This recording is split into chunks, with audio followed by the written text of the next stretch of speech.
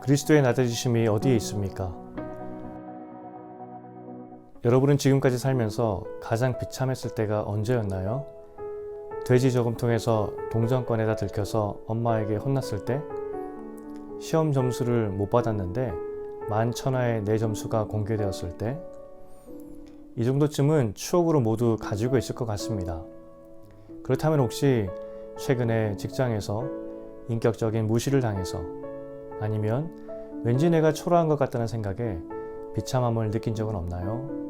오늘 질문이 그리스도의 낮아지심이라고 표현하는데 쉬운 말로 비참한 상태를 의미합니다.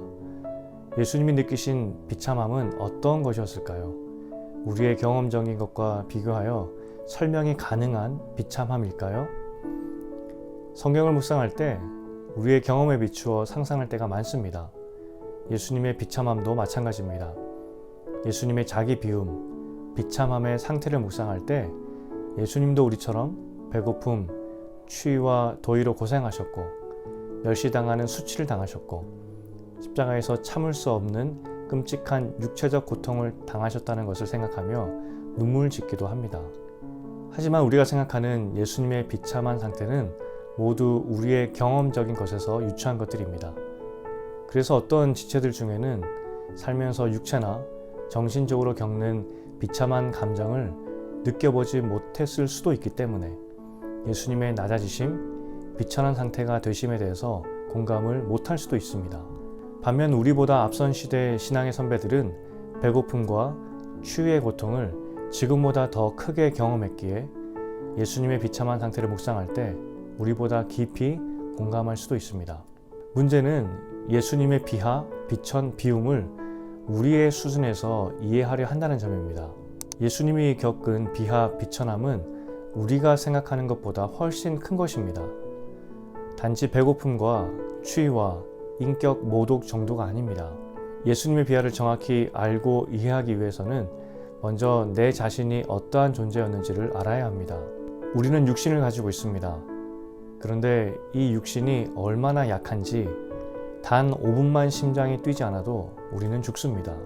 또 죄는 노예가 되어서 죄를 짓지 않고서는 살 수 없고 그래서 하나님과는 영원히 원수되어 진노의 대상이었던 것이 우리입니다. 육신을 가진 우리는 한마디로 소망이 없다는 것입니다. 그런데 예수님이 이런 상태에 있는 인간의 모습으로 친히 자신을 비우고 이 땅에 오셨습니다. 곧 배고픔과 추위를 느끼는 정도의 모습이 아니라 죽음뿐인 인간으로 예수님이 오셨다는 겁니다. 우리는 예수님이 당했을 십자가의 고통을 그린 영화를 보며 너무 그 모습이 안타깝고 감사하여 우리는 눈물을 흘립니다. 비참한 그의 모습에 마음을 아파합니다. 그런데 예수님의 비천함, 비참함은 그 정도로 표현할 수 없습니다. 그것은 지극히 일부입니다. 인간은 하나님의 원수된 상태였습니다. 예수님은 스스로 하나님의 원수된 인간의 몸으로 오셔서 심지어 사단에게는 죽임을 당하신 것입니다. 이것이 예수님의 낮아지심입니다. 그래서 우리는 감히 예수님의 낮아지심, 비천함을 흉내낼 수조차 없습니다. 우리는 원래 비천한 존재이기 때문입니다. 하지만 이제 우리는 비천한 존재가 아니라 존귀한 존재가 되었습니다. 예수님이 대신 우리를 위해 죽으시고 부활하셨기 때문입니다. 세상은 여전히 비천합니다. 하나님과 원수입니다.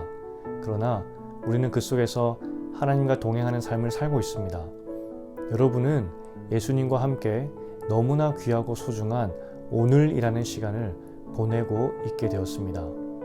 여러분 자신과 여러분이 있는 곳은 비천한 곳이 아니라 이제 아름다운 곳으로 바뀌었습니다. 그래서 오늘의 결론입니다. 세상이 비록 비참한 상태이지만 우리를 아름답게 바꾸어 주신 주님과 함께 즐거운 하루 살기를 축복드립니다.